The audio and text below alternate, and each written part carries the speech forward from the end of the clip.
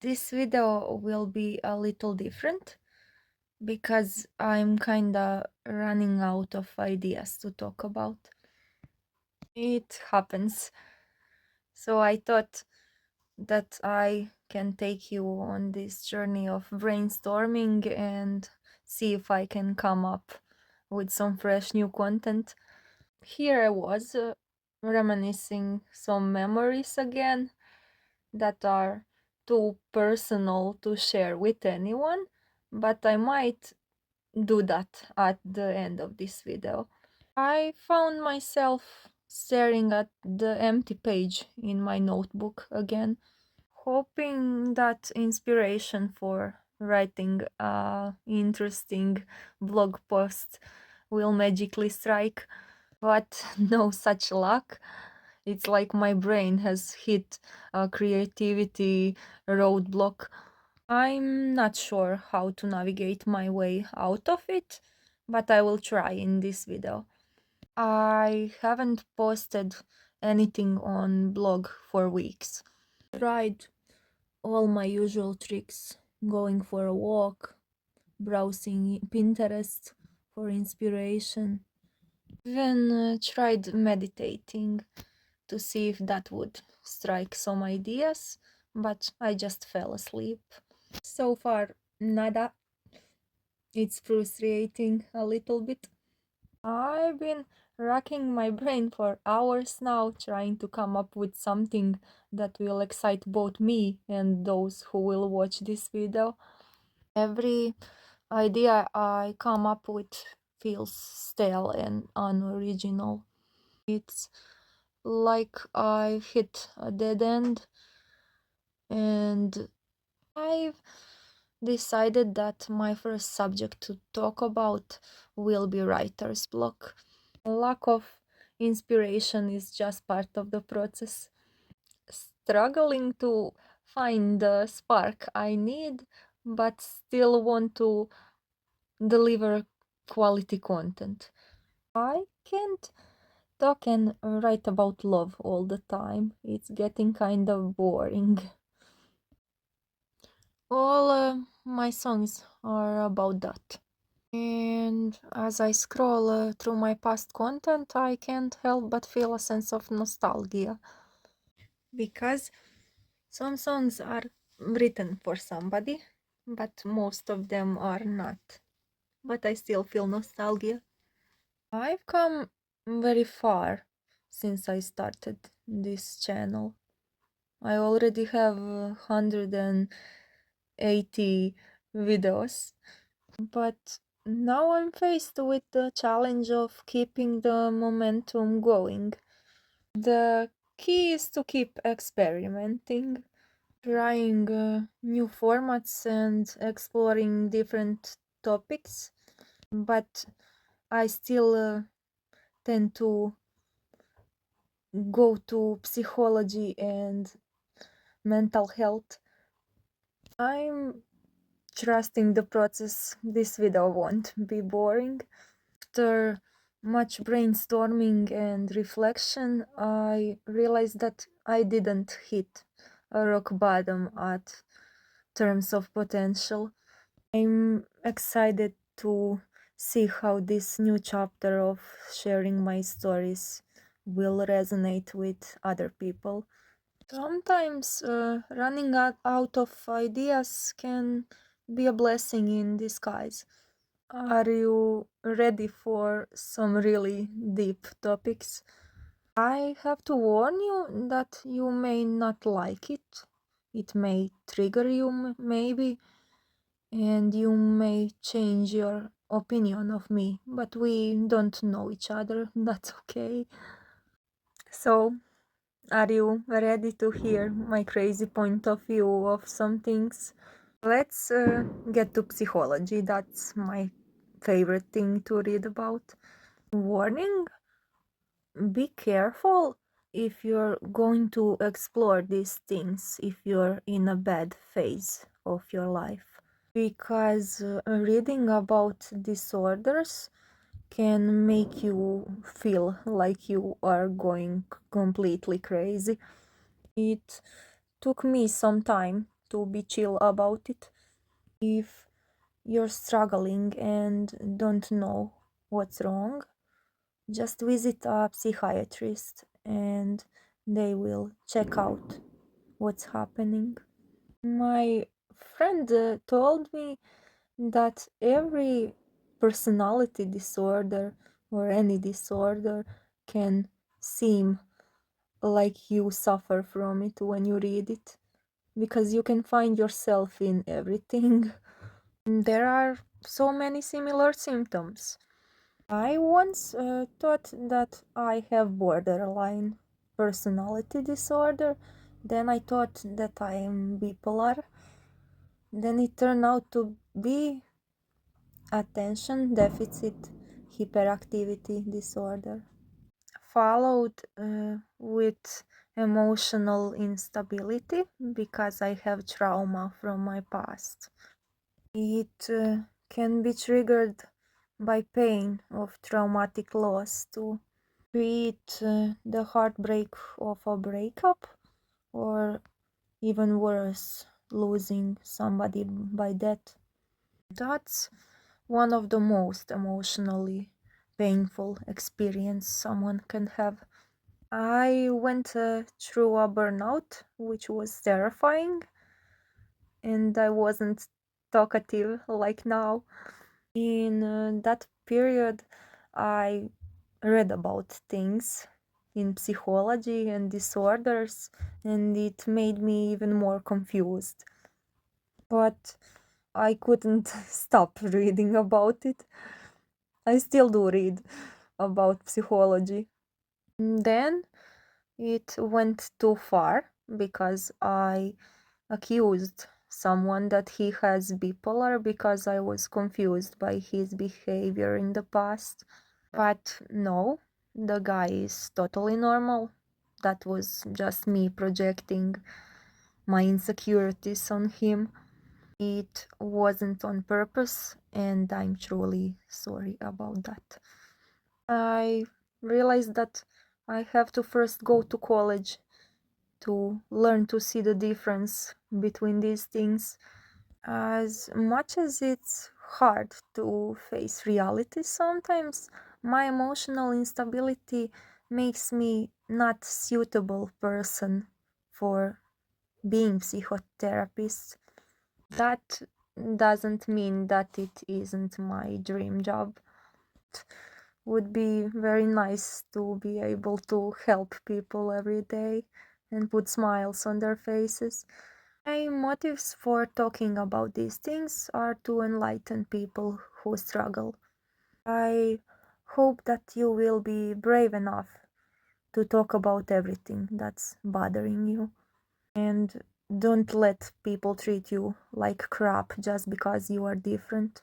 Do you remember when the Mad Hatter asked Alice, "Have I gone mad?" What did she tell him? "I'm afraid so. You are entirely bonkers. But I'll tell you a secret. All the best people are." That's my favorite quote from Alice in Wonderland, and I love the Mad Hatter because he's eccentric yet such a brilliant character. I even read that he has attention deficit hyperactive disorder. Makes me love him even more. You can notice by his lack of being able to concentrate on one thing. Oh, the thing I struggled with. How do you notice the difference between bipolar disorder and ADHD? That two conditions can often be misdiagnosed and misunderstood. I will try to break down the key differences that will make you understand it more. First, let's talk about bipolar personality disorder. That mental health condition is characterized by mood swings that range from manic highs and depressive lows. People with bipolar disorder may experience periods of elevated energy, impulsive behavior, and grandiosity during manic episodes. And there are episodes of deep sadness and hopelessness. They lose interest on things. On the other hand, ADHD or attention deficit hyperactive disorder, that's a neurodevelopmental disorder. It affects a person's ability to focus, organize tasks, and they are also impulsive. People with ADHD may also exhibit symptoms of I can't remember the word, inattention and hyperactivity, a lot of hyperactivity. They may struggle with maintaining attention on tasks. They struggle with following through responsibilities. Managing time seems impossible. This was basic understanding of both conditions. One major distinction is the nature of mood swings.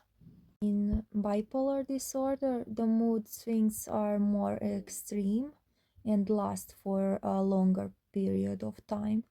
They last usually weeks to months.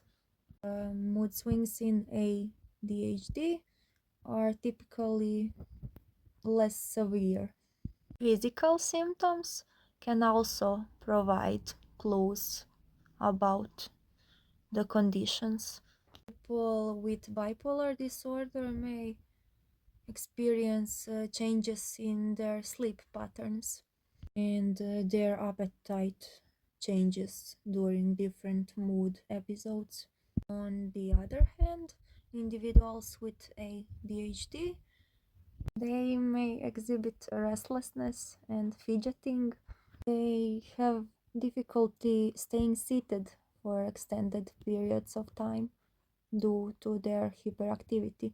People with bipolar disorder may struggle with maintaining a relationship or keeping a job because of their extreme swings in moods. Their behavior is more eccentric, while people with ADHD may experience struggles with work and school because it's hard to keep attention, organize, and manage time. And you don't feel like doing something, you just can't. You can't force yourself to do it. It's important to seek professional help if you think that somebody is struggling with both ADHD or bipolar disorder. Treatment for bipolar disorder includes psychotherapy, medication, and behavior. I forgot the word again. You go to therapist to help you start behaving differently and prevent relapses. This is my third time trying to say that ADHD treatment includes therapy and medication that helps you improve focus, organization, and impulse control. I haven't done anything impulsive for months except recording these videos. I'm aware that alcohol increases some symptoms, so I'm not drinking too much when I do, and usually I avoid drinking because that's not healthy. Understanding the differences in these disorders is not that hard, after all, but both conditions can impact both your life and the life of those around you. By recognizing the symptoms, you can better support yourself and those you love. It's all about getting the help you need. I don't have an extreme fear of abandonment. I suffered from something else.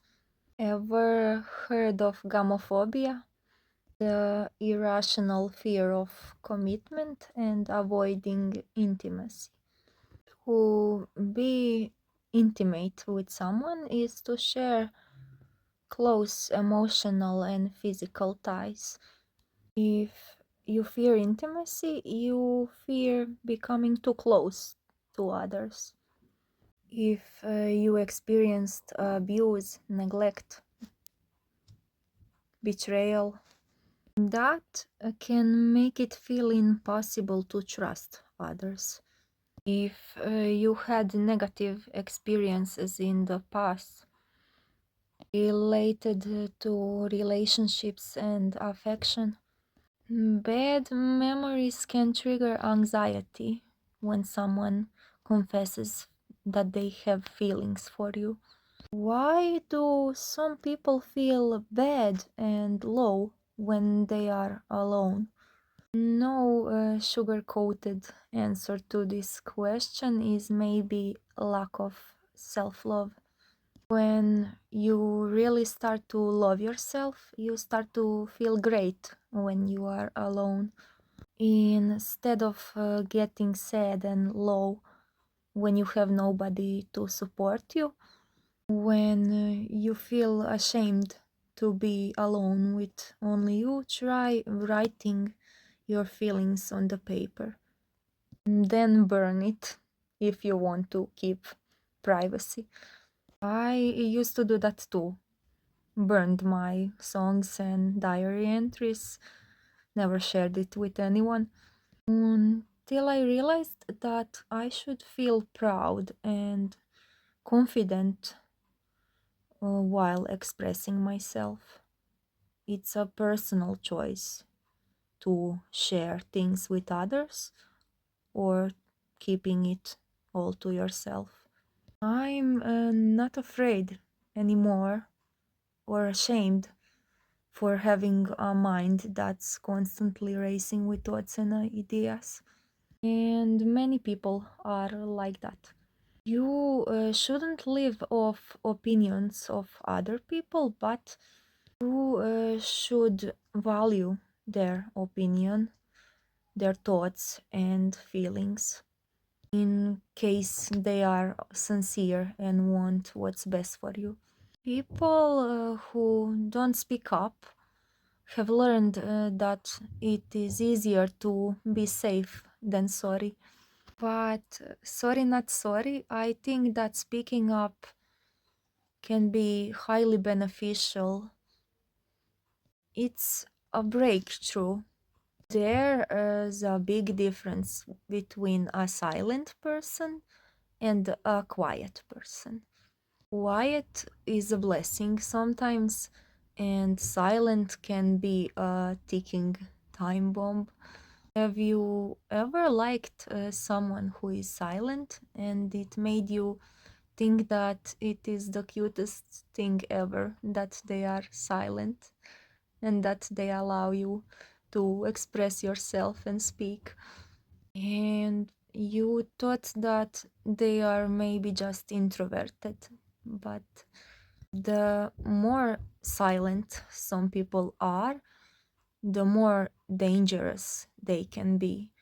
Don't be fooled. A person who stays silent after being disrespected is dangerous. I remember the song. So it's gonna be forever,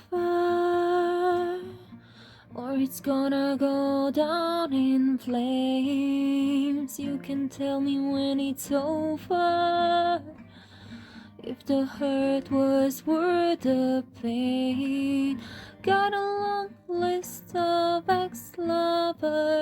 They'll tell you I'm insane, but I got a blank space, baby, and I'll write your name.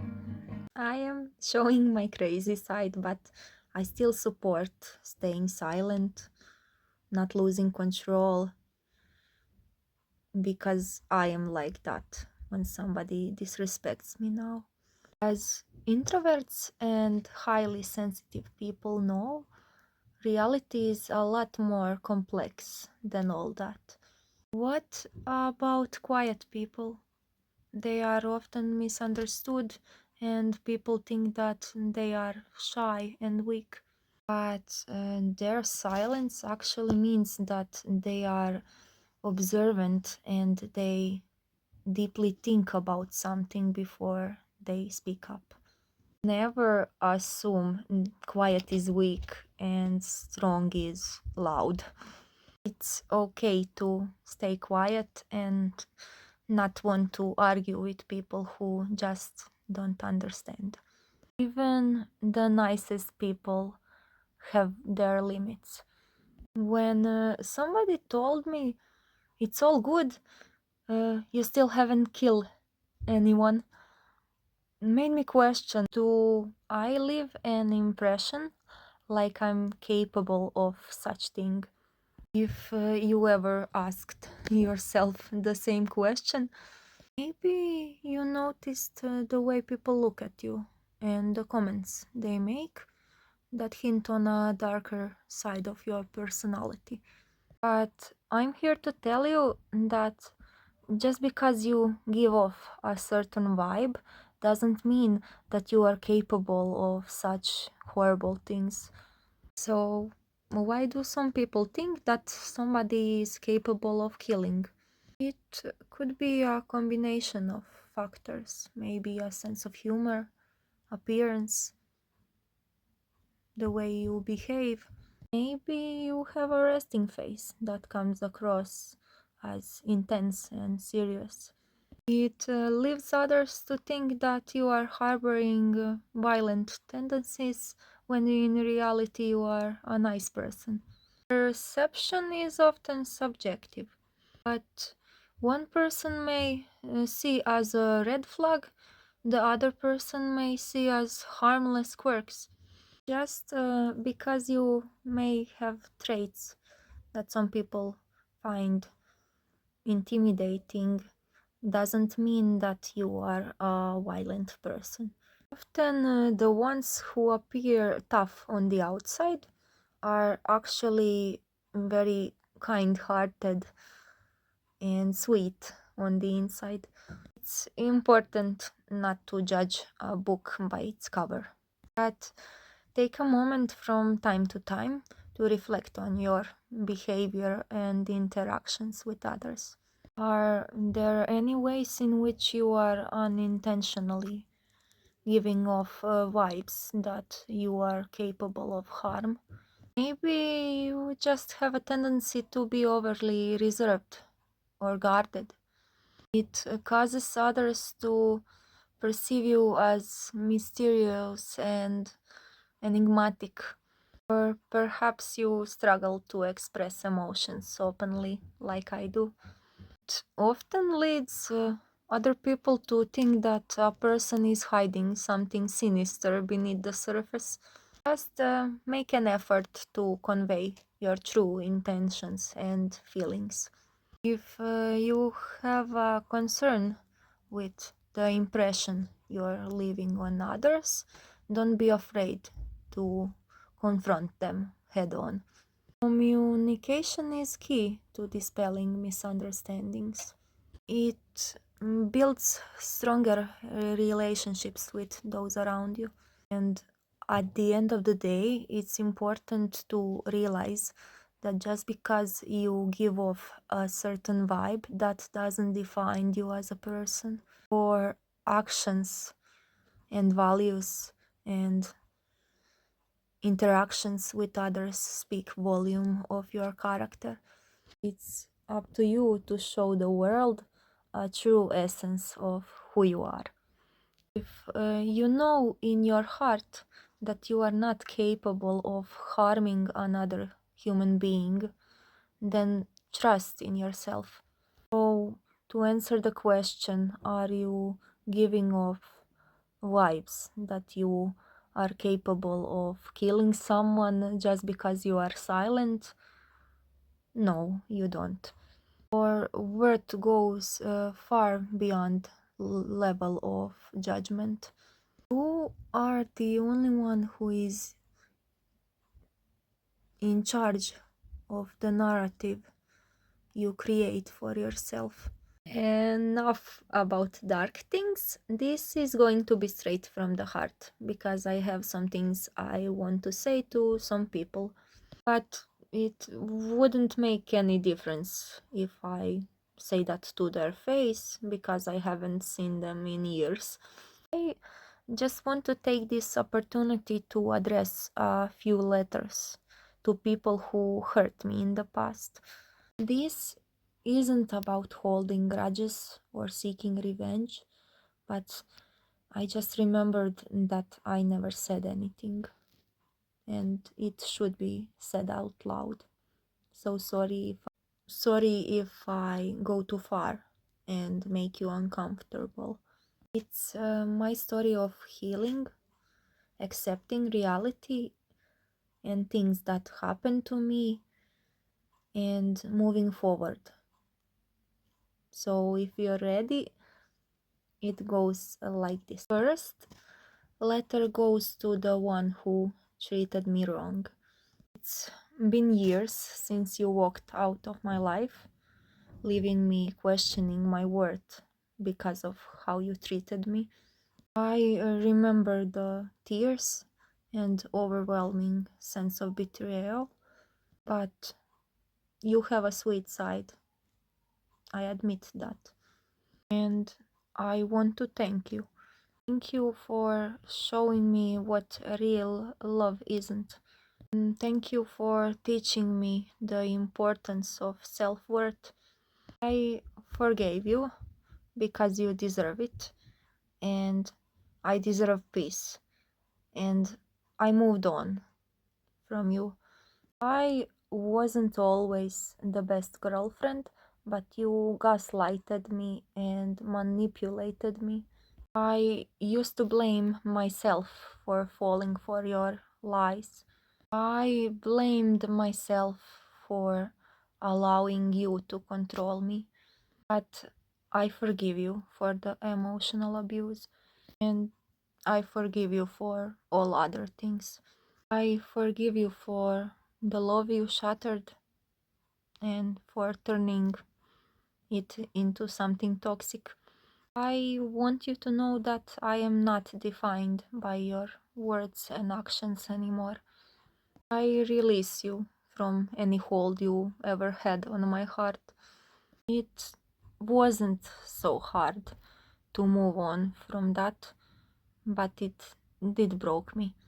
I hope that you also learned from pain and mistakes from the past and created a more understanding environment for those you love. Another letter to the bully who made my childhood a living hell for some time.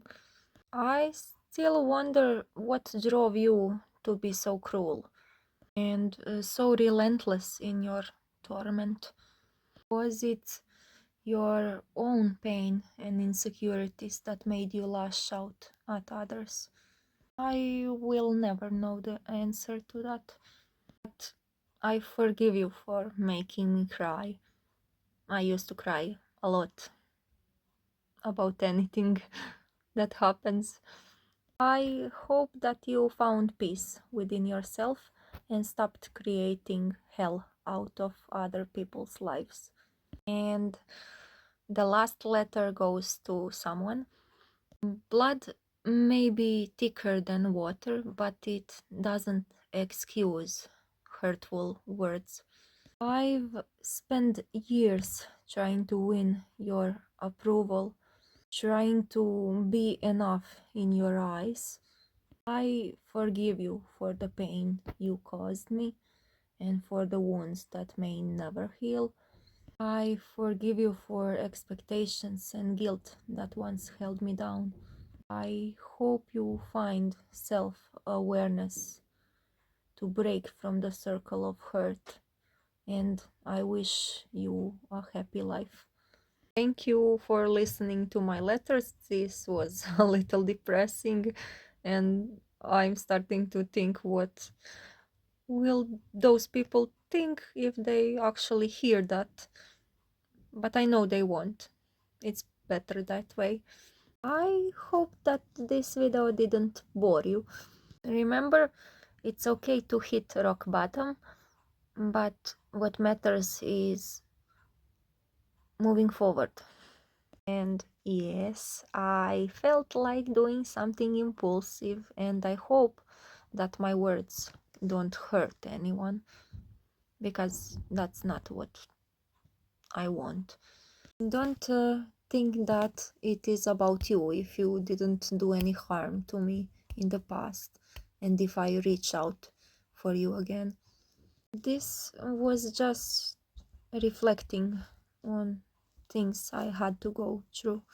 I'm not perfect, and I also talked about my mistakes in the previous videos. But you know what? Nobody is perfect, and I don't hate anyone. Somebody once asked me, what do you think? Do criminals deserve to be loved and treated with dignity? Many people don't think so, but I think that being romantically involved with a criminal may not always immediately cause problems. It's a multifaceted question, actually. Good people who mess up are not bad people. We all have made our share of mistakes and tried to learn from them. I don't consider myself a bad person, but I'm feeling the guilt from the letters. If you're asking yourself, can he change? Yes, of course he can. You can help him get back on his feet, but you cannot unmake who and what he is.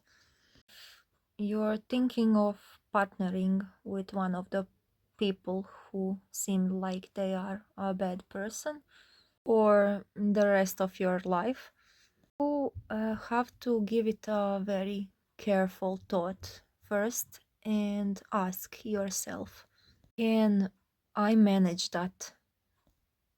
Because it would be one hell of a life journey.